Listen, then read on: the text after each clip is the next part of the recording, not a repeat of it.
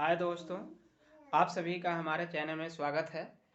आज हम बात करेंगे यूरोपीय कला के एक महत्वपूर्ण टॉपिक पे, जिसको एजियन सभ्यता के नाम से जाना जाता है। हालांकि हमने आपसे बताया था, एक सिलेबस के आधार पे भी बनाया था। उस सिलेबस में हमने एजियन सभ्यता का वर्णन किया था। एजियन सभ्यता का वर्णन के बारे में हमने आपको बताया था कि इसका हम एक विस्तृत वीडियो बनाएंगे। हालांकि आज हमने बनाया है, और आज हम आपको लेके चल रहे हैं यूरोपीय कला के एक महत्वपूर्ण भाग, जिसमें मूर्तिकला का स्वर्ण काल कहा जाता है, और उसी के बारे में आज हम बात करेंगे। चलिए देखते हैं। हालांकि एक जो पिछली बार हमने आपका एक वीडियो बनाया था, उसमें एक प्रश्न किसी ने कमेंट किया था कि मेसोपोटामिया की कला क्या पश्चिम कला कही जाती है या पूर्वी कला कही जाती है। हमने आपसे पहले भी बताया था कि मेसोपोटामिया की जो कला है वह पूर्वी कला की संज्ञा दी जाती है। कारण इसका यह रहा कि मेसोपोटामिया की कला में आपको देखने में यह मिलेगा कि यह पूर्वी भारत यानी पश्चिमी एशिया में स्थित है मेसोपोटामिया की, जिसको आप आज इराक देश के नाम से जानते हैं। अगर आप कभी भी अगर नेट पे अगर सर्च करेंगे कि इराक देश कहाँ है या मेसोपोटामिया की कला किस महाद्वीप में स्थित है, तो आपको पश्चिमी एशिया महाद्वीप के अंतर्गत आता है। ठीक है, लेकिन आज हम बात करने चल रहे हैं यूरोप महाद्वीप के अंतर्गत एजियन की सभ्यता। यूरोप महाद्वीप के अंतर्गत एजियन की सभ्यता सबसे पुरानी सभ्यता कही जाती है। हालांकि अगर यूरोप महाद्वीप के अंतर्गत हम बात करेंगे तो यूरोप महाद्वीप के अंतर्गत सबसे पुरानी सभ्यता एजियन की सभ्यता कही जाती है। आज हम उसी के बारे में आपको लेके चल रहे हैं। देखिए, यह जिस तरह से हमने एक बैकग्राउंड बनाया हुआ है, यह आपका इधर जो है यहां से लेकर के, यह देख रहे हैं आप, यहां से लेकर के यहां तक, यह आपका एक तरीके से एशिया महाद्वीप है। ध्यान रखिएगा, एशिया। पहले हम आपको बैकग्राउंड समझाएंगे, इसके बारे में इसके चर्चा करेंगे।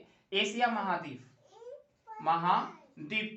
ठीक है। अब इसके बाद यहां से यह आपका इधर जो आता है, यह अफ्रीका महाद्वीप है। कौन सा? अफ्रीका महाद्वीप। इसके बाद यह जो आता है इटली, अल्बानिया, मेसोडोनिया, यूनान, और यह जो तुर्की है, यह तुर्की आपका आधा भाग कहा जाता है। यह बॉर्डर है एशिया और यूरोप महाद्वीप का, यह बॉर्डर है। और यह जो हम आज की जो क्लास है हमारी, यह यूनान की कला पे है, यानी एजियन की सभ्यता। यह जो आपको दिखाई दे रहा है यहां से लेकर के यहां से, यह एशिया का महाद्वीप का पश्चिमी तट भाग है। और यहां से आपको यह देखने में मिलेगा कि यह एजियन सागर है। ध्यान रखना है, यह एजियन सागर है। इसके बगल में आपका यूनान है, और इसी के यह यूनान की कला में यह जो एशिया सभ्यता का जब पूरी तरीके से विकास हुआ, तो यह एक पूर्ण रूप से यूनान की कला के नाम से जाना जाता है। यूनान की कला, ध्यान रखिएगा, यूनान की कला के बारे में। अब इसमें कौन कौन से एजियन, यह सागर है, यहाँ पे छोटे छोटे द्वीप हैं। हालांकि जो बड़े द्वीप हैं उसको क्रीट की कला के नाम से जाना जाता है। ध्यान रखिएगा, यहाँ पे कई द्वीप हैं। जो बड़े द्वीप हैं यह क्रीट की कला के नाम से जाना जाता है। जो छोटे द्वीप हैं इसको आपको साइक्लेडिक्स के नाम से जाना जाता है। किसके नाम से? साइक्लेडिक्स। और इसके बाद जो एशिया माइनर का जो पश्चिमी तट भाग है, यानी कि यह जो पश्चिमी तट भाग है, यहाँ पे जो छोटे छोटे द्वीप हैं, उसको एशिया माइनर की कला कहा जाता है। माइसीनिया की कला, यानी एशिया माइनर का पश्चिमी तट भाग, माइसीनिया की कला को एशिया माइनर का पश्चिमी तट भाग कहते हैं। ठीक है, और यह हमारा भूमध्य सागर है। लेकिन जो हमारा यह जो सभ्यता का जो विकास हुआ, यह इसी, आप यह देख रहे हैं कि इसी के इर्द गिर्द ही हुआ, जिसमें आपको एजियन की सभ्यता यानी एजियन सागर से ही इसका पूरी तरीके से विकास होता है। जब इसका अपनी अवस्था में यह आता है तो यह यूनान की कला के नाम से जाना जाता है। और जो आज हमारा जो आपका टॉपिक है वह है हमारा यूनान की कला के बारे में। यूनान की कला के बारे में हम आपको बताने चल रहे हैं कि आप अगर ध्यान से देखेंगे, पहले बात तो आप किसी भी चीज को समझिए, अगर आप एटलस ला करके वहां पे देखेंगे कि यह आपका मेसेडोनिया है, इटली है, अल्बानिया है, यूनान है, इसके बाद क्रीट की कला है, साइक्लेडिक्स यानी छोटे छोटे महाद्वीपों की कला है, यह एजियन सागर में ही स्थित है। इसकी इधर आपका भूमध्य सागर है और इधर आपका काला सागर है। यह एशिया माइनर का पश्चिमी तट भाग भी कहा जाता है। एटलस में आपको यह सारी बातें आपको समझ में आ जाएंगी।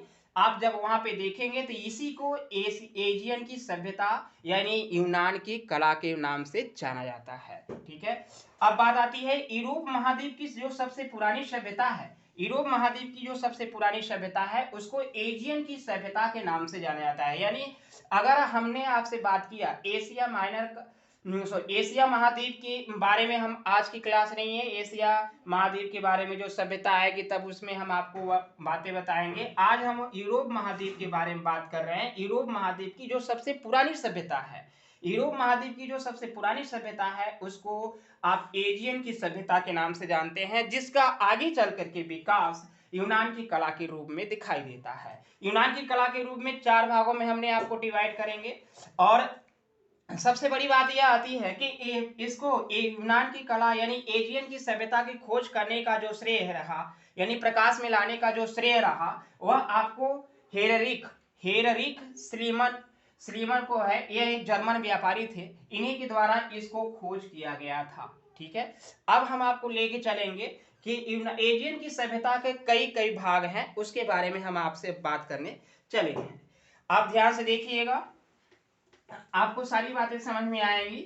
और जब तक समझ में नहीं आए तब तक आप इसको कम से कम 3-4 बार देखिए, आपको पूरी बातें क्लियर आ जाएंगी।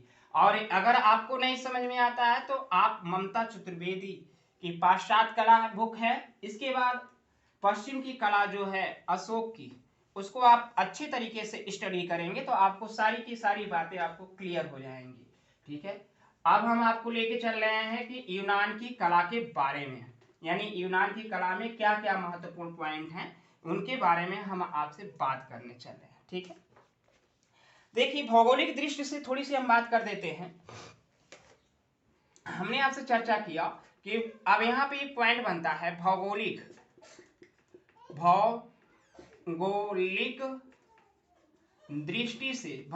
दृष्टि से इसको हम कितने भागों में, 4 भागों में बांटते हैं। कितने भागों में, 4 भागों में। किसको, एजियन की सभ्यता को, किसको, एजियन की सभ्यता। ठीक है, एजियन की सभ्यता को हम 4 भागों में डिवाइड करते हैं। पहली बात आती है आपका जो होता है उसको साइक्लेडिक्स की कला,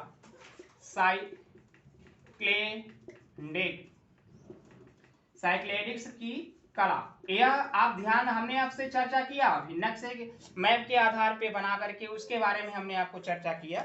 अब यह साइक्लेडिक्स की जो कला है यह छोटे छोटे द्वीपों में विभाजित थी। कितने में, छोटे छोटे द्वीपों में विभाजित थी। इसी को आपको साइक्लेडिक्स की कला कहा जाता है। अब दूसरी बात आती है आपका इसमें क्रीट की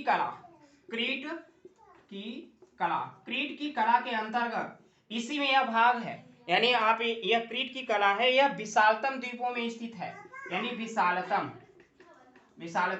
द्वीपों में स्थित है। ठीक है, यह आपका विशालतम द्वीपों में आ जाता है। और यही क्रीट की कला से यानी कि यूरोप महाद्वीप में जो सबसे पहली बार भित्ति चित्रांकन का रूप मिलता है, प्रथम फ्रेस्को चित्र, यानी प्रथम फ्रेस्को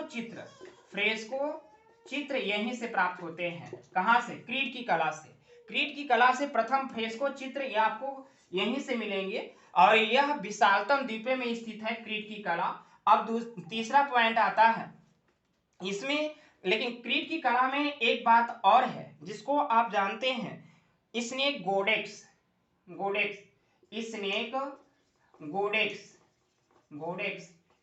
गोडेक्स यह महत्वपूर्ण आपका चित्र भी है और यह मूर्ति भी है। यह मूर्ति आपको नागोस से प्राप्त हुई है। कहां से, नागोस से। ठीक है, नागोस से प्राप्त हुई है। स्नेक गोडेक्स का मतलब क्या है, यह आपका एक महिला है जिसके सिर पर बिल्ली स्थित है और सिर के पर दोनों हाथों में उसके सर्प हैं। यानी आप कह सकते हैं कि उस महिला के बीच में क्या है, बीच में उसके सिर पे एक बिल्ली स्थित है और दोनों हाथों में सांप, यानी आप सर्प के स्थित हैं। यह आपका मूर्ति इस कहां से, नागोस से प्राप्त हुई है और यह क्रीट की कला के अंतर्गत आती है। यानी आपका यह क्रीट कला के अंतर्गत आता है।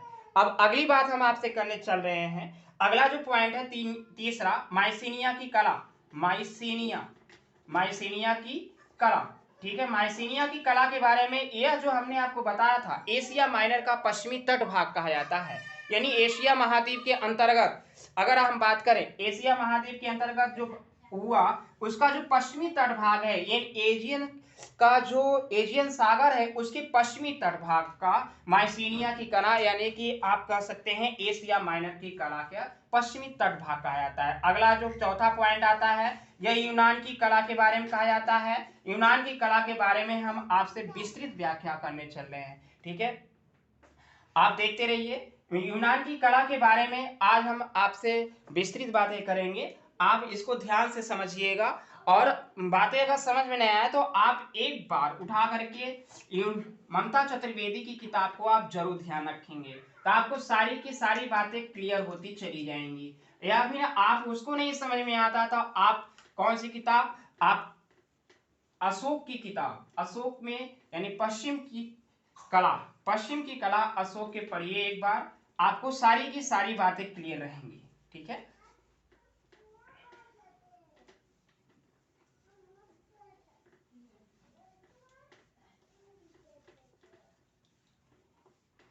चलिए अब हम आपसे बात करने चल रहे हैं यूनान की कला के बारे में। सबसे बड़ी बात यह आती है यूनान की कला, यूनान की कला, ठीक है। यूनान की कला का सबसे बड़ी बात जो पॉइंट क्या है, इसको सौंदर्य का मूर्तिमान कहा जाता है।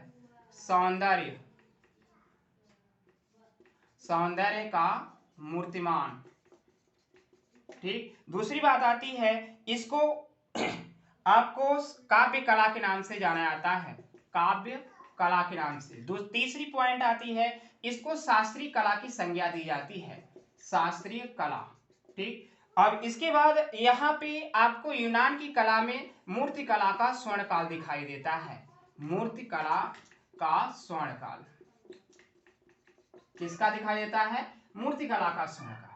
एक समय ऐसा आएगा पेरिक्लिस के शासन काल में, यूनान की कला में एक समय ऐसा आएगा कि प्रत्येक तीसरा व्यक्ति मूर्तिकार रहेगा। यानी कि आपको आज भारत देश की बात करें या पूरे देश में पूरे विश्व की बात करें तो जो मूर्तियों का जो भरपूर मात्रा प्रयोग आपको कहां सबसे पहले दिखाई देता है? यूनान की कला में, यूनान की कला में, ठीक है।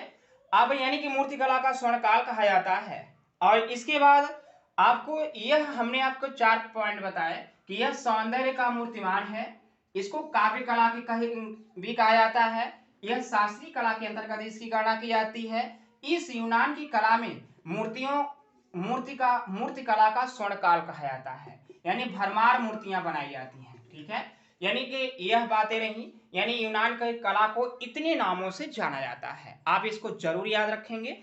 अब हम आपको अगली बात पे लेके चल रहे हैं। अगला जो पॉइंट है कि यूनान की कला में कुछ 4 भागों में डिवाइड करते हैं, ध्यान रखिएगा।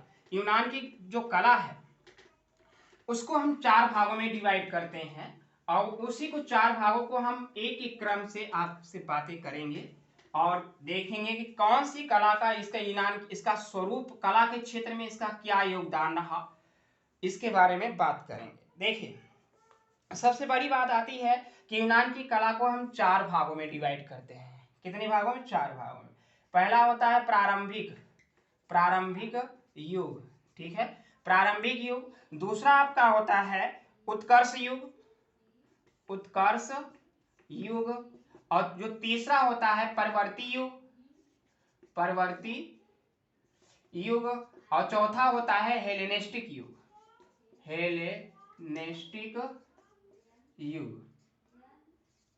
ठीक है। ये 4 भागों में डिवाइड होता है। हालांकि डेट तो बहुत है लेकिन हम आपको यहाँ पे डेट नहीं बता रहे हैं, कारण यह है कि यहाँ पे कभी डेट वोट के बारे में पूछा नहीं जाता।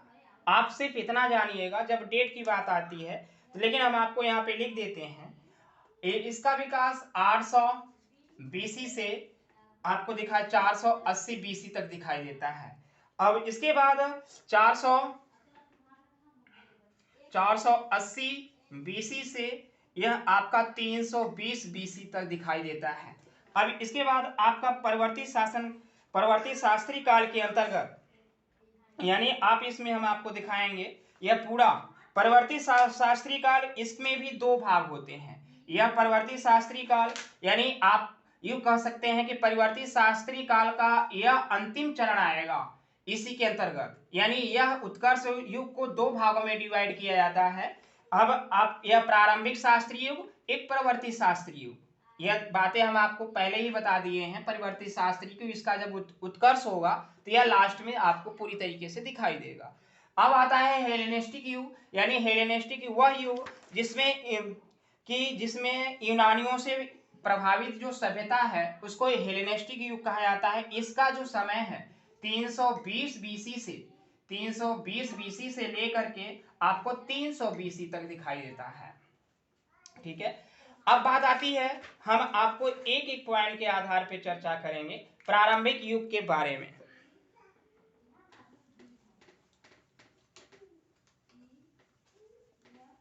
आप अगर एक बार आप किताब पढ़ लीजिए, एक बार नोट्स हमारा पढ़ लीजिए, आपको सारी की सारी बातें क्लियर आ जाएंगी।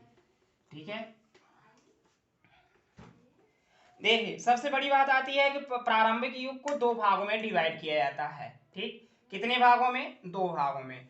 आप दो भागों में आप जरूर याद रखिएगा। एक होता है ज्यामितीय युग, ज्यामितीय युग, और एक होता है आपका आर्केइक युग, आर्केइक युग। ठीक है, अब आर्केइक युग और ज्यामितीय युग में इसका प्रारंभ आपका 800 बीसी से आपको 600 बीसी तक दिखाई देता है, और यह आपका 600 बीसी से 480 बीसी तक दिखाई देता है।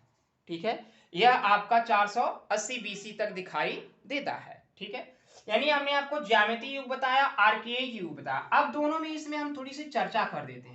ज्यामितीय युग के अंतर्गत ध्यान रखना है कि केवल ऐसे चित्रों का निर्माण किया जाएगा जो कोणात्मक हों, यानी कि कहने का तात्पर्य यह है कि जिसमें ज्यामितीय रचनाएं होंगी। और आर्केइक युग का मतलब वो ऐसे भवनों का निर्माण यहाँ पे किया जाए। आर्केई आर्किटेक्चर, जिसको आप कहते हैं कि आर्किटेक्चर, आर्किटेक्चर का मतलब आप कि यहाँ पे मुख्य रूप से आपको भवनों का निर्माण किया जाता है। आर्किटेक्चर का मतलब भवनों का निर्माण किया जाएगा। कहाँ? आर्केइक युग में यहाँ पे भवनों का मुख्य रूप से प्रभाव दिखाई देता है। लेकिन यहाँ पे ज्यामितीय युग के अंतर्गत सबसे बड़ी बात आती है कि यहाँ पे जो चित्रांकन आपको मिलेगा, यहाँ पे आपको किसमें ज्यामितीय आकार की रचनाओं का वर्णन किया जाता है।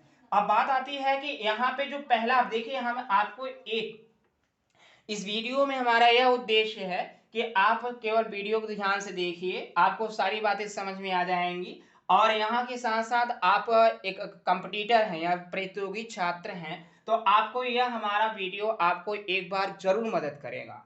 कि यानी आप यह ध्यान से देखेंगे और किताब को स्टडी तरीके से करेंगे या फिर हमारा नोट्स स्टडी करेंगे, तो आपको सारी की सारी बातें क्लियर होती चली जाएंगी।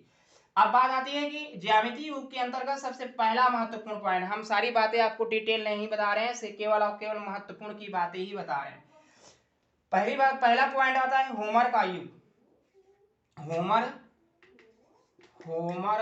का युग, होमर का युग में जिसमें यहाँ पे यह महाकाव्य, यानी होमर, इसको होमर ने दो महाकाव्यों की रचना की, जिसको एलियड और ओडिसी के नाम से जाना जाता है। एलियड और दूसरा पॉइंट है आपका ओडिसी। यह कई बार पूछा जाता है, एलियड और ओडिसी। यह एलियड और ओडिसी यह दो महाकाव्य हैं। यह होमर यानी होमर के महाकाव्य यह कौन कौन से हैं? एलियड और ओडिसी। ठीक है, महाकाव्य तो आप समझते ही होंगे। अब दूसरी बात आती है एलियड, इसमें रस्कियन शासन की काल की घटनाओं का वर्णन है। ध्यान रखना है, एलियड में रस्कियन शासन की काल की घटनाओं का यानी युद्ध का चित्रांकन है इसमें। और एलियड में अब दूसरी जो बात आती है आपका, यहाँ पे केवल मृदभांडों पर चित्रण मिलता है। ज्यामितीय युग के अंतर्गत केवल मृदभांडों पर चित्रण मिलता है। ठीक है, केवल और केवल मृदभांडों पर चित्रण मिलता है। और जो कि सबसे महत्वपूर्ण जो मृदभांड है उसको किस नाम से जाना जाता है? डाइपाइलन के नाम से जाना जाता है। यह महत्वपूर्ण पॉइंट है। और यहाँ पे इस मेदभांडों पे चित्रकारों ने अपना नाम अंकित करना प्रारंभ नहीं किया है। यानी कि अभी तक ये चित्रकार मेदभांडों पे चित्रकारी तो करते हैं, लेकिन आपको पूरी तरीके से इसका चित्रकार अपना नाम अंकित नहीं करते हैं। ठीक है, अब तीसरा जो पॉइंट आता है आपका, तीसरा पॉइंट आता है कि ओलंपिक खेलों का आयोजन, ओलंपिक खेलों का आयोजन, खेलों का आयोजन सबसे पहले कहां होता है? ओलंपिया, यूनान के ओलंपिया नामक स्थान से होता है। और ओलंपिक खेलों का प्रारंभ कहिए या ओलंपिक खेलों का आयोजन कहिए, यहाँ पे यह आपको 776 बीसी से प्रारंभ होता है। ठीक है, और ये इसके साथ साथ आप आज भी आपका ओलंपिक खेल वहां पे चल रहा है, लेकिन किसी कारणवश यह कई दिनों के लिए बंद कर दिया गया था। अब आता है सेंटार, जो चौथा पॉइंट आपका है सेंटार है। किसका क्या है यह सेंटार? यह आपका एक प्रकार से मूर्ति है, ध्यान रखना है क्या है? मूर्ति। जिस तरीके से आपने मिस्र की कला में स्फिंक्स की मूर्ति पढ़ी होगी, जिसमें स्फिंक्स की मूर्ति के बारे में तो आप जानते हैं, भली प्रकार से जानते हैं, लेकिन सेंटार की भी मूर्ति है। इस मिस्र की कला में आपको स्फिंक्स की महत्वपूर्ण मूर्ति आती है, लेकिन यहाँ पे यूनान की कला के अंतर्गत सेंटार मूर्ति का जिक्र किया जाता है। सेंटार मूर्ति के अंतर्गत आपको जिसका सिर मनुष्य का है और बाकी क्या है, बाकी शरीर आपका घोड़े का है। जिसका सिर क्या है, सिर आपका मनुष्य का है और बाकी शरीर आपका किसका है? घोड़े का, यानी घोड़े का। इस तरह से आप क्या कहते हैं? सेंटार कहते हैं। और मिस्र की कला के अंतर्गत स्फिंक्स की मूर्ति में आपको क्या दिखाया जाता है? स्फिंक्स की मूर्ति के अंतर्गत आपको जिसका सिर क्या होता है? मनुष्य का होता है। सिर किसका होता है? मनुष्य का होता है। और बाकी शरीर किसका होता है? शेर का होता है। उसको आप मिस्र की कला में स्फिंक्स के नाम से जानते हैं। लेकिन यहाँ पे हम बात करने चल रहे हैं यूनान की कला में। यूनान की में ज्यामिति युग के अंतर्गत सेंटार मूर्ति का बातें, सेंटार मूर्ति के बारे में क्या बातें की गई हैं? सेंटार मूर्ति के अंतर्गत जिसका सिर क्या मनुष्य का है और बाकी शरीर किसका है? घोड़े का है। उसको आप किस नाम से जानते हैं? सेंटार के नाम से जानते हैं। और यहाँ पे मुख्यतः चमकीले काले रंगों के पात्रों पे कोड़ी प्रभाव दिखाई देता है। यानी आप कह सकते हैं कि यहाँ पे जो पांचवा पॉइंट है आपका, यहाँ पे जो पांचवा, यहाँ पे आपको जो मेदभांडों पे जो चित्रांकन किया जाता है यह काले रंगों से किया जाता है। और यहाँ पे आपको एक कोणात्मक प्रभाव दिखाई देता है। यानी सबसे महत्वपूर्ण बातें आपको हम बता दें कि जो सबसे महत्वपूर्ण बातें हैं ज्यामिति युग के अंतर्गत होमर का महाकाव्य होना, यानी होमर का महाकाव्य का लिखना, एलियड और ओडिसी आपको यह जरूर याद रखेंगे। केवल और केवल पे यहाँ पे मेदभांडों पे चित्रण आपको दिखाई देता है। और जिसमें सबसे महत्वपूर्ण जो मेदभांड है वह डाइपाइलन है। और यहाँ पे अभी तक चित्रकारों ने अपना नाम चित्रों के साथ दर्ज करना प्रारंभ नहीं किया है। ओलंपिक खेलों का आयोजन यूनान के ओलंपिया नामक स्थान से ओलंपिक खेलों का आयोजन 776 ईसा में पूर्व 776 ईसा पूर्व में किया जाता है। और जो चौथा पॉइंट आता है सेंटार का, जिस तरह से हमने आपको बताया कि मिस्र की कला के अंतर्गत आपने स्फिंक्स की मूर्ति पढ़ी होगी, उसी तरह से यूनान की कला के अंतर्गत आपको यहाँ पे क्या दिखाया जाता है? जिसका सिर मनुष्य का हो और बाकी शरीर आपका घोड़े का रहे, उसको आप किस नाम से जानते हैं? सेंटार के नाम से जानते हैं। और जो अंतिम जो ज्यामिति युग के अंतर्गत जो अंतिम पॉइंट आता है वह होता है कोणात्मक प्रभाव। लेकिन यहाँ पे काले रंगों से इसमें मेदभांडों पे चित्रकारी की जाती है, लेकिन यहाँ पे आपको कोणात्मक प्रभाव दिखाई देता है। यह रहा हमारा ज्यामिति युग के अंतर्गत यूनान कला के बारे में हमने आपसे चर्चा किया। अब हम आपको दूसरी बात पे लेके चलेंगे आर्केय युग के बारे में। ठीक है,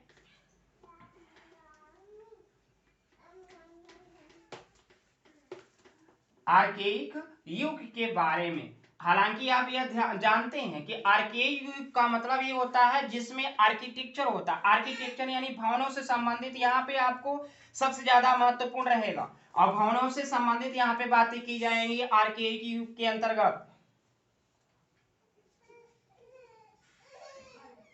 आर्केइक युग के अंतर्गत आपको भवनों पे सबसे बड़ी बात आती है कि यहाँ पे काली आकृति चित्रण शैली का आता है। ध्यान रखना है, पहला जो पॉइंट आता है यहाँ पे काली आकृति चित्रण शैली, ठीक है। अब इसके दूसरी बात आती है स्थापत्य कला का। भवनों का द्वार त्रिभुजाकार रहेगा, यानी कि यहाँ पे भवनों का द्वार, भवनों जैसे कि जिस तरह से आप ऐसे बनाते हैं इस तरीके से, और यहाँ पे भवनों का द्वार किस तरीके से रहेगा, त्रिभुजाकार रहेगा। यानी आप इसी को त्रिभुजाकार को यह जो है पेडिमेंट कहा जाता है, पेडिमेंट। और यह पेडिमेंट का जिक्र आपको कहाँ होता है, यूनान की कला में होता है। और यह भवनों का जो त्रिभुजाकार होना उसको आप पेडिमेंट के नाम से जानते हैं। और यहाँ पे इस आर्केइक युग के अंतर्गत ध्यान रखना है, आर्केइक युग के अंतर्गत जो तीसरा पॉइंट है, तीसरा पॉइंट के अंतर्गत आप यह ध्यान रखेंगे कि यहाँ पे चित्रकारों ने अपना चित्रों पर अपना नाम लिखना प्रारंभ कर देते हैं। यानी चित्रकार का नाम मिलना यहाँ पे प्रारंभ हो जाता है, ठीक है। यहाँ पे चित्रकार का नाम लिखना प्रारंभ हो जाता है और यहाँ से आपको चित्रकारों ने अपना नाम लिखना प्रारंभ कर दिया है। अगली बात आती है इनके यहाँ पे कोर और कोरस, ध्यान रखना है। जो चौथा पॉइंट आता है कोर और कोरस, ठीक है। कोर और कोरस का यह जो कोरस है यह आपका, यह दोनों क्या है, मूर्ति है। ध्यान रखना है, यह मूर्तियां हैं, ठीक है। यह कोरस जो है यह पुरुष की मूर्ति है, ध्यान रखना है। और यहाँ जो कोर है यह स्त्री की मूर्ति है। यह अलग अलग मूर्तियों में यह संगमरमर माध्यम से बनाई गई हैं, संगमरमर माध्यम से बनाई गई हैं। कुल यह कोर जो यहाँ पे आर्केइक युग के अंतर्गत जो महिलाओं की जो मूर्ति संगमरमर माध्यम से बनाई गई उसको आप कोर के नाम से जानते हैं। और हालांकि जो कोरस की जो मूर्ति है वह पुरुष की मूर्ति है जो संगमरमर माध्यम से बनाई गई है, उसको आप कोरस के नाम से जानते हैं, ठीक है। यानी कि यह 4 पॉइंट है, कोर और कोरस। अगला आता है यहाँ पे कला, यह 4 पॉइंट हमने आपको बताया। अब यह दोनों के अंतर्गत यहाँ पे ध्यान रखना कि एक प्रश्न पूछा जाता है, लाल आकृति चित्रण शैली, लाल आकृति चित्रण शैली, काली आकृति चित्रण शैली का विकास कहाँ हुआ, यहीं पे आपको यूनान की कला में दिखाई देता है पूरी तरीके से। यानी कि लाल आकृति चित्रण शैली और काली आकृति चित्रण शैली का विकास पूरी तरीके से यहाँ पे रहा। अब हमारा यह रहा प्रारंभिक युग, जिसको आप प्रारंभिक युग के नाम से जानते हैं। प्रारंभिक युग के बारे में हमने आपसे चर्चा किया। प्रारंभिक युग के बारे में हमने आपको 2 पॉइंट बताए, जिनमें से आपका आता है ज्यामितीय युग, आर्केइक युग। ज्यामितीय युग के अंतर्गत हमने आपको कई बातें बताई, होमर का महाकाव्य का होना, इसके बाद मितभांडों पर चित्रण, इसके ओलंपिक खेलों का आयोजन, सेंटार की मूर्ति का निर्माण, इसके बाद चमकीले काले रंगों के पात्रों पर कोड़ी प्रभाव दिखाया गया। लेकिन आर्केइक युग के बारे में हमने आपसे चर्चा किया कि काली आकृति का चित्रण, भवनों के निर्माण में, जिसमें आपको पेडिमेंट कहा जाता है। पेडिमेंट के बारे में हमने आपसे बताया कि जो त्रिभुजाकार के आकार के भवन होते हैं उसको पेडिमेंट के नाम से जाना गया। और आप ये जानते हैं कि आर्केइक का मतलब होता है आर्किटेक्चर, वह युग जिसमें केवल और ज्यादातर भवनों का निर्माण किया जाता है। और यहाँ पे चित्रकारों का नाम मिलना प्रारंभ हो जाता है, चित्रकार अपना नाम लिखना प्रारंभ कर देते हैं। और जो चौथा बात आती है कोर और कोरस, कोर के अंतर्गत जो संगमरमर माध्यम से जो मूर्तियां बनाई जाती हैं उसको आपको स्त्री की जो मूर्तियां बनेगी उसको कोर के नाम से जाना जाएगा, और जो पुरुष की मूर्तियां बनेंगी संगमरमर माध्यम से उसे कोरस के नाम से जाना जाता है। इतनी बातें रही। अब हम आपको लेके चलते हैं उत्कर्ष काल के अंतर्गत, यूनान कला के अंतर्गत उत्कर्ष काल के अंतर्गत।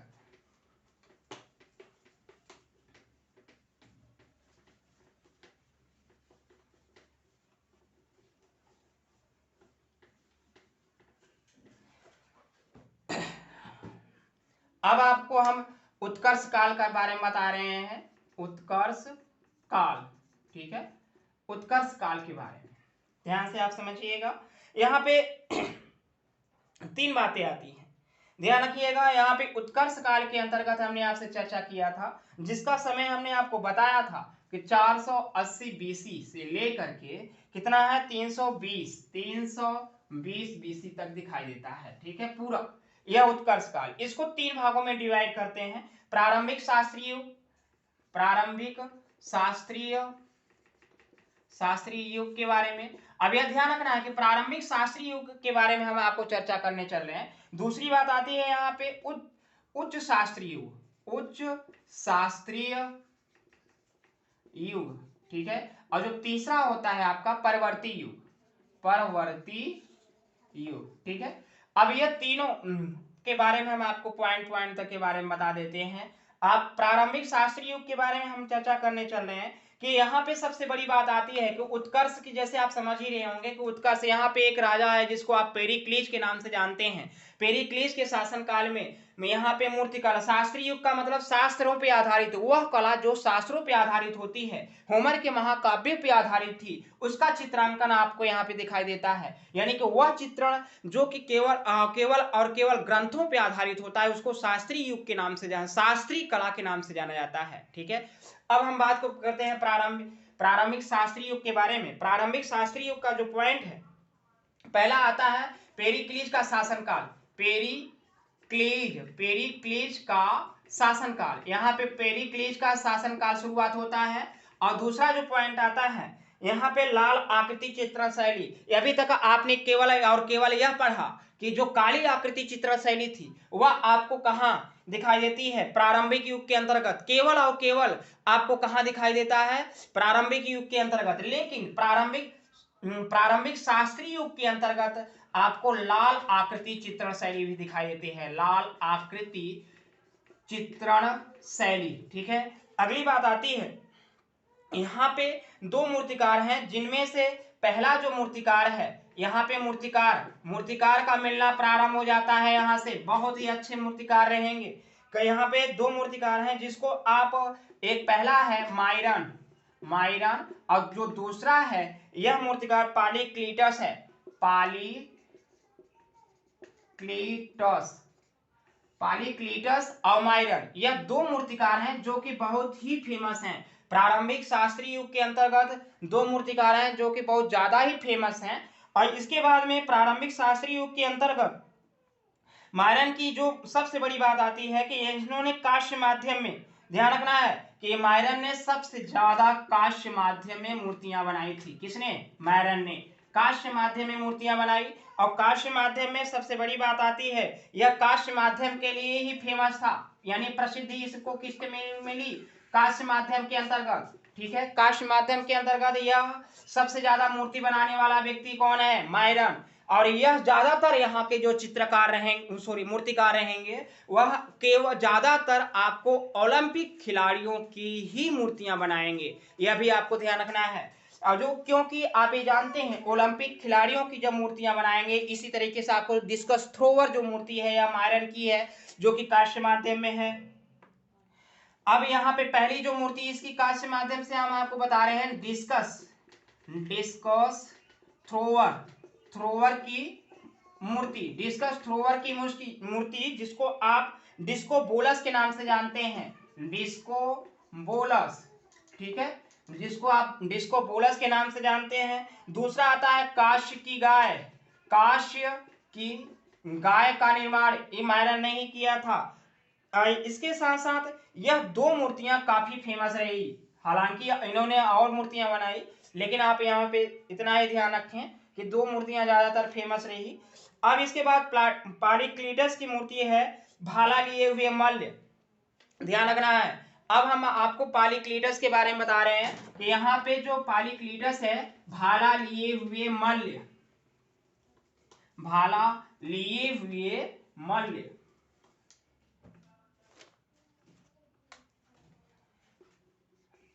पहला है भाला लिए हुए मल्ल, ठीक, पहला भाला लिए हुए मल्ल।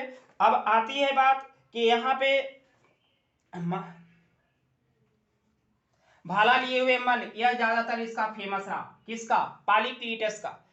हमने आपको दो मूर्तिकार के बारे में चर्चा किया और दोनों मूर्तिकार के बारे में हमने आपसे बता दिया कि यहाँ पे जो भाला लिए हुए मल्ल, यह पॉलीक्लीटस की मूर्ति है, ठीक है। आइए, हमने आपको प्रारंभिक शास्त्रीय युग के अंतर्गत तीन बातें का हमने जिक्र किया। अब हम आपको उच्च शास्त्रीय युग के अंतर्गत लेके चलते हैं। उच्च शास्त्रीय युग के अंतर्गत आपको बताएंगे कि इसके अंतर्गत क्या क्या होता है।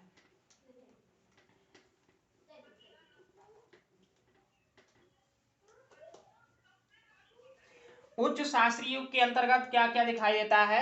उच्च शास्त्रीय युग के अंतर्गत हम आपसे बात करने चल रहे हैं। उच्च शास्त्रीय युग के अंतर्गत सबसे बड़ी बात आती है कि यहाँ पे भी उच्च शास्त्रीय युग के अंतर्गत भी आपका किसका शासन रहता है, पेरिक्लीज का शासन काल रहता है। किसका? पेरिक्लीज का शासन काल। ठीक है, उच्च शास्त्रीय युग के अंतर्गत। दूसरी बात आती है कि हर तीसरा व्यक्ति मूर्तिकार रहता है। इसके शासन काल में प्रत्येक तीसरा व्यक्ति, यूनान का प्रत्येक तीसरा व्यक्ति क्या रहता है, हर तीसरा व्यक्ति क्या रहेगा, मूर्तिकार रहेगा। ठीक है, हर तीसरा व्यक्ति मूर्तिकार रहेगा। इसके बाद यहाँ पे सबसे बड़ी जो तीसरी बात आती है, पोलदार मूर्ति का बनना प्रारंभ हो जाता है। पोलदार मूर्ति का बनना प्रारंभ हुआ। ठीक है, अगली बात आती है देवी देवताओं की मूर्तियों का निर्माण होना। देवी देवताओं की मूर्तियों का निर्माण होना।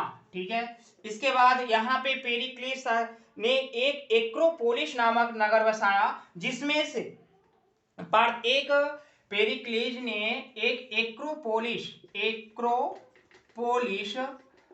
एक्रोपोलिस नामक नगर बसाया, जिनमें से किसका निर्माण किया था, इसमें इसी नगर में पार्थेनन मंदिर का निर्माण कराया था। यह प्रश्न पूछा गया है।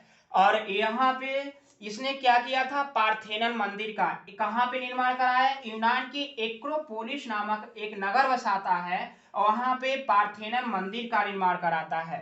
और पार्थेनन मंदिर का जो मूर्तिकार है, यहाँ पे पार्थेनन मंदिर का जो वास्तुकार था, जिसकी वास्तु योजना थी, यह किसने तैयार किया था, फिडियास। किसने तैयार किया था, यह वास्तुकार है। क्या है, वास्तुकार। ठीक है, फिडियास ने। और इस पार्थेनन मंदिर में जो मूर्तियां बनाई गई थी, यह किसने बनाया था, यह आपको मायरन ने बनाया था। यानी कि पार्थेनन मंदिर की जो मूर्तियां हैं, यह किसने बनाया था, आपको मायरन। किसने बनाया था, मायरन। ठीक है, यह काफी महत्वपूर्ण पॉइंट बनता है कि पार्थेनन मंदिर के बारे में एक बार टीजीटी और पीजीटी दोनों में पूछा गया सवाल है।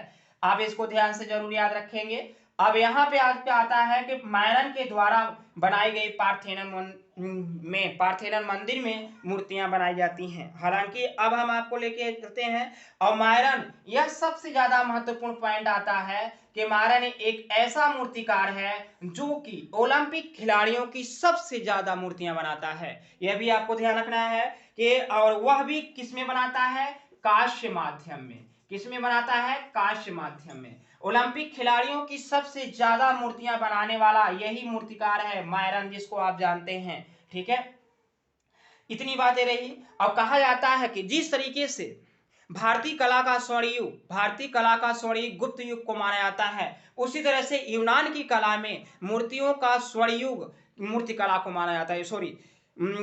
कलाओं का स्वर्णकाल, यूनान की कला का स्वर्णकाल मूर्ति कला के में दिखाई देता है। यानी कि मूर्ति कला का स्वर्ण काल आपको किसमें दिखाई देता है, यानी यूनान की कला में, यूनान की कला के अंतर्गत। ठीक है, इतनी बातें रही। अब आपको सबसे बड़ी बात यह आती है, जो कि हम परिवर्तित शास्त्रीय युग के बारे में थोड़ी सी बात कर लेते हैं। इसके साथ साथ अभी हमारा जो और भी पॉइंट है कि यहाँ पे जो और भी महत्वपूर्ण है, एक महत्वपूर्ण चित्रकार और भी है जो कि खुले में चित्र मूर्ति बनाता है। वो उससे कोई ताल्लुक नहीं है। किसके अंतर्गत, उच्च शास्त्रीय कला के अंतर्गत, यानी उच्च शास्त्रीय युग के अंतर्गत एक मूर्तिकार और है, जिसका हमने आपके साथ जिक्र कर रहे हैं, प्रेक्टिस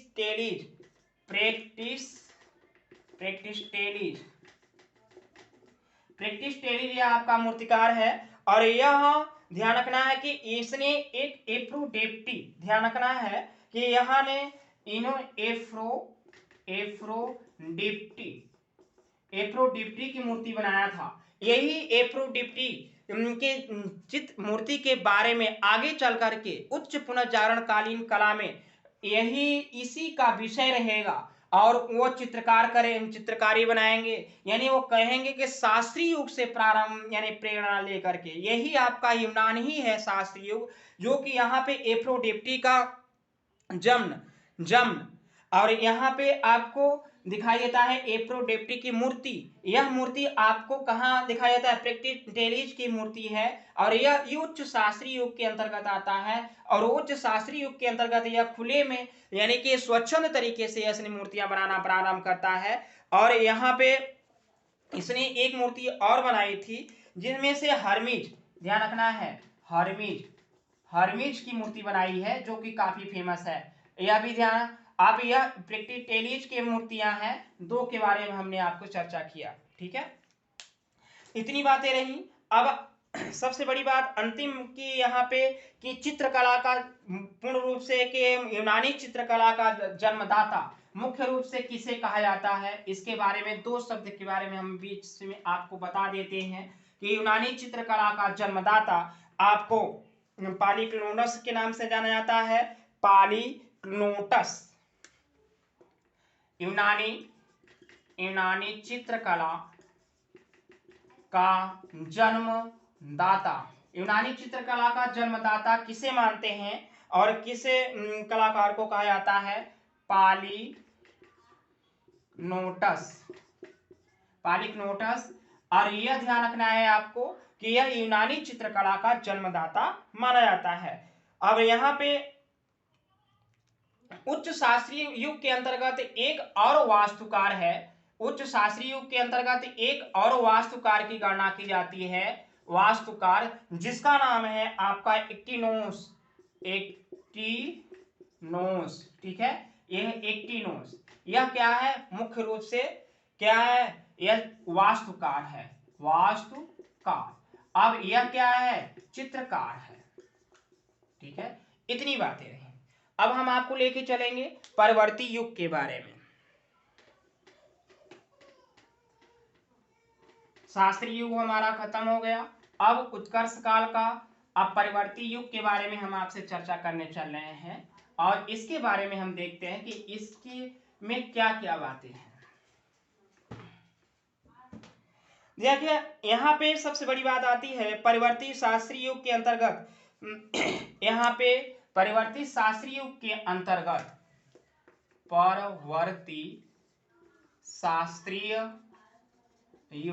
परिवर्ती शास्त्रीय युग के अंतर्गत सबसे बड़ी बात आती है कि पेरिक्लीज जो शासक है, यानी कि हमने आपसे बताया कि पेरिक्लीज के शासन काल में प्रत्येक तीसरा व्यक्ति मूर्तिकार हुआ करता था, लेकिन यहाँ पे पेरिक्लीज का शासन काल समाप्त हो जाता है और मेसोडोनिया का राजा जिसको आप सिकंदर के पिता जिसको आप फिलिप द्वितीय के नाम से जानते हैं, वहां पे वह यूनान पे क्या करता है? आक्रमण करता है और यूनान को अपने कब्जे में कर लेता है। और यानी कि वह 338 ईस्वी के लमसम में आक्रमण करता है और यूनान पे अपना अधिकार कर लेता है। और उसी फिलिप द्वितीय का पिता जब उसकी मृत्यु हो जाती है, फिलिप द्वितीय पे कई वर्षों तक यहाँ पे वह शासन करता है और शासन करने के साथ साथ जब उसकी मृत्यु हो जाती है तो उसका पुत्र सिकंदर, जिसको सम्राट सिकंदर के नाम से जाना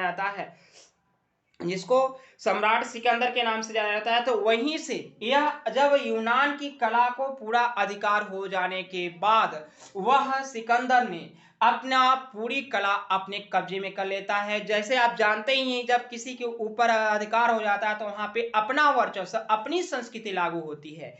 ठीक है, अब यहाँ पे सबसे बड़ी बात आती है कि इस समय के सबसे महत्वपूर्ण जो बात आती है, इस समय में सबसे बड़ी बात जो चित्रकार है और मूर्तिकार, परिवर्ती शास्त्रीय युग के अंतर्गत दो बातें निकल के आएंगी। परिवर्ती शास्त्रीय युग के अंतर्गत दो बातें हैं, एक हम आपको चित्रकार की गणना कर देते हैं और एक मूर्तिकार की, बाकी इसमें कुछ है नहीं।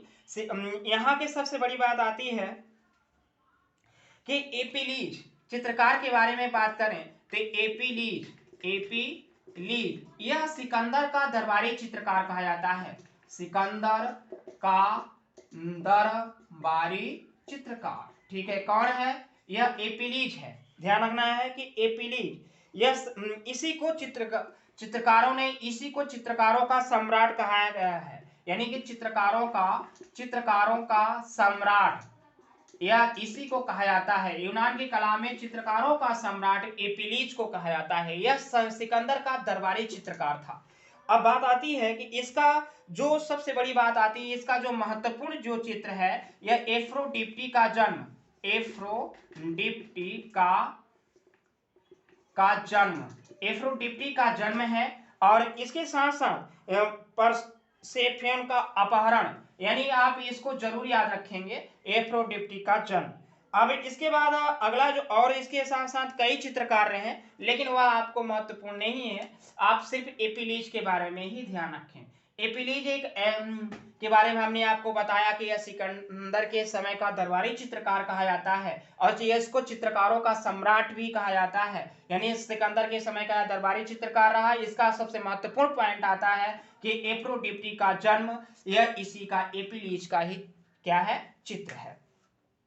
अगली बात आती है कि इस समय की प्रसिद्ध जो फेमस जो मूर्तिकार हैं, यानी प्रसिद्ध मूर्तिकार कौन कौन से हैं, इसके बारे में हम आपको चर्चा कर रहे हैं। इस समय के बारे में जो सबसे बड़े मूर्तिकार है उसको प्रेक्टासाइलीज, यानी कि जो फेमस मूर्तिकार है उसका नाम है प्रेक्टासाइटेलीज।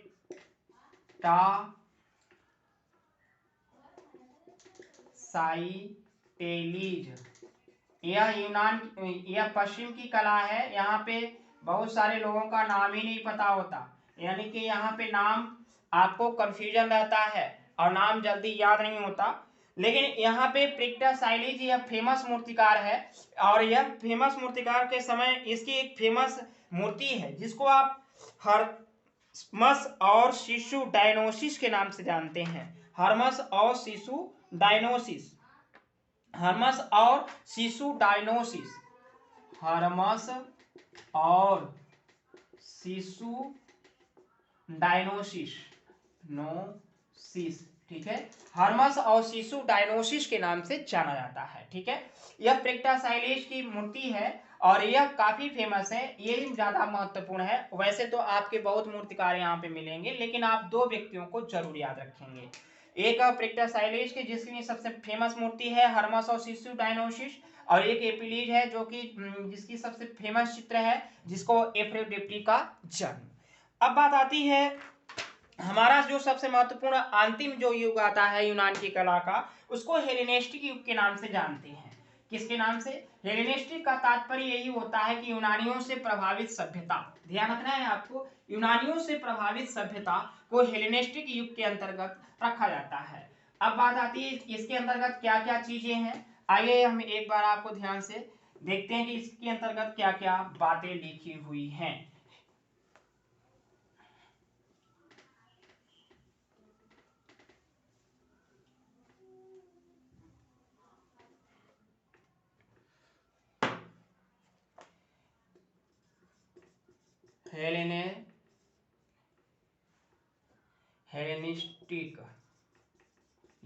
हेलेनिस्टिक युग जिसको आप किस नाम से जानते हैं, ये इसका जो समय है 320 बीसी से यह आपका 300 बीसी तक दिखाई देता है। ठीक है, यानी कि हेलेनिस्टिक युग आप 320 बीसी से 300 बीसी तक दिखाई देता है। हेलेनिस्टिक का मतलब होता है, यानी तात्पर्य होता है कि यूनानियों से प्रभावित सभ्यता, यूनानियों से प्रभावित सभ्यता। ठीक है, यूनानियों से प्रभावित सभ्यता। अब यहाँ पे जो युग, इस युग का जो सबसे प्रसिद्ध मूर्ति है, ध्यान रखना है कि यह जो मूर्ति यहाँ की जो सबसे ज्यादा जो फेमस मूर्ति है कि उसके बारे में हम आपको बता देते हैं। यहाँ पे जो लाओकून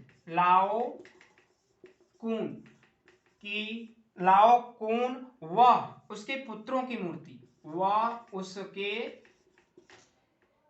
पुत्रों, लाओकून वह उसके पुत्रों की मूर्ति है। यह ध्यान रखना है कि इसमें सार्पेडम का दृश्यांकन अंकित किया गया है, जिसमें इसमें एक इसमें 3 मूर्तियां हैं और एक सांप उसको लपेटे हुए दिखाया गया है। यह लाओ कुन की यानी हेलेनिस्टिक युग से प्रभावित मूर्ति है और यह मूर्ति आपको बहुत ज्यादा फेमस है। इस मूर्ति को बनाने के लिए कई चित्रकार मूर्तिकारों ने अपना योगदान दिया और ये प्रश्न पूछा जाता है टीजीटी में, पीजीटी में कई बार पूछा भी गया है कि लाओ कुन क्या है। लाओ कुन, लाओ कुन मतलब क्या है? चित्र है कि मूर्ति है कि वास्तु है कि स्थान का नाम है? यह लाओ कुन क्या है? फेमस मूर्ति है यूनान की। ध्यान रखना है आपको, यह लाओ कुन क्या है? मूर्ति है। ठीक है कि इस मूर्ति को 3 मूर्तिकारों के द्वारा बनाया गया था। ध्यान रखना है कि इस मूर्ति को 3 मूर्तिकारों के द्वारा बनाया जाता है। पहला होता है होंगे सेंडर्स और जो दूसरा मूर्तिकार है आपका पोलियोडोरस, दूसरा मूर्तिकार है पोलियोडोरस। ठीक है, पोलियोडोरस। और जो तीसरा मूर्ति है एथनाडोरस, जो तीसरा मूर्तिकार है एथनाडोरस। ठीक है, एथनाडोरस। ये 3 मूर्तिकारों ने लाओ कुन व उसके पुत्रों की मूर्ति बनाया था और यह जो लाओ कुन व उसके पुत्रों की जो मूर्ति है यह काफी फेमस है। यह हेलेनिस्टिक युग से प्रभावित है और इसके बाद इस मूर्ति का निर्माण प्रथम या द्वितीय शताब्दी की ईसा पूर्व में किया जाता है और यह जो मूर्ति है ट्रोजन की युद्ध घटना पे आधारित है। किसके आधारित है? ट्रोजन का जो युद्ध है उस घटना से आधारित है। और इसके साथ साथ यहाँ पे यह हेलेनिस्टिक युग का जो हमने आपको बताया कि हेलेनिस्टिक युग में लाओ कुन व उसके पुत्रों की मूर्ति काफी फेमस है। यही आपका यहाँ पे केवल और केवल ये इतना ही मिलता है। अब हम आपको कुछ पॉइंट दर पॉइंट की बातें कर देते हैं यूनान की कला से संबंधित। यूनान के इतिहास में 1200 ईस्वी पूर्व से लेकर के 900 ईस्वी पूर्व तक अंधकार का समय कहा जाता है। कब से कब? 1200 ईसा पूर्व से लेकर के 900 ईसा पूर्व तक अंधकार युग का समय कहा जाता है। और इसके साथ साथ मणकुट्टम चित्रों की जो परंपरा है, माने आपको यह भी देखने के मिलेगा कि यहाँ पे हमने आपसे चर्चा किया संगमरमर का निर्माण होना, संगमरमर का चित्रांकन करना, संगमरमर के बातें में, तो यानी कि आपको मणिकुट्टम चित्रों की जो परंपरा है जो यूनानी कला से प्रारंभ होकर के रोमन कला में बहुत लोकप्रिय हो जाती है और जब रोमन कला में लोकप्रिय हो जाती है तो वही ईसाई कला में जाकर के आपको मणिकुट्टम यानी भवनों पर, फव्वारों पर यानी कि फर्शों पर इसका निर्माण होता है जो कि भित्ति चित्रांकनों पे दिखाई देता है। यानी आप कह सकते हैं पॉइंट दर पॉइंट की बातें में हम आपको बताने चल रहे हैं कि यहाँ पे जो मणिकुट्टम है, मणिकुट्टम जो यहाँ पे जो चित्रों की जो परंपरा है, मणिकुट्टम चित्रों की जो परंपरा है यह यूनानी कला से प्रारंभ होकर के रोमन कला में आपको विकसित रूप में दिखाई देती है और यही आगे चल करके आपको बाइजेंटाइन कला में इसका स्वर्णकाल कहा जाता है। यानी कि कोई भी चीज का एकाएक स्वर्णकाल नहीं होता, यह तो आप अच्छी तरीके से जानते हैं। और हालांकि इसका प्रभाव आपको यहाँ पे दिखाई देता है यूनानी कला के रूप में, प्रारंभ में यही होता है। और इसके साथ साथ सबसे बड़ी बात आती है कि हम आप यूनानी कला के अंतर्गत एक 470 ईसा पूर्व में रथवाहक नामक मूर्ति बनाई जाती है जिसको यहाँ पे आपको भी देखने को मिलेगा। और यह रहा हमारा इतना पॉइंट बातें रही हमारी आपके यूनान की कला से संबंधित। अगला जो हमारा वीडियो रहेगा वह रहेगा आपका स्ट्रक्शन की सभ्यता के अंतर्गत जो कि जिसका उदय आपको आगे चल करके किस रूप में दिखाई देता है? रोम की कला के अंतर्गत। रोम की कला के अंतर्गत उसका पूरी तरीके से विकास दिखाई देता है। ठीक है, अब यह अगर हमारा वीडियो अगर आपको अच्छा लगा तो आप उसको जरूर लाइक एंड सब्सक्राइब करिएगा, अन्यथा आपको अगर समझ में नहीं आया तो आप हम 1 बार 2 बार अगर 3 बार आप देखेंगे और किताब को अगर अच्छी तरीके से अगर स्टडी करेंगे तो आपको पूरी तरीके से समझ में आ जाएगा। और फिलहाल सभी से गुड बाय, गुड नाइट।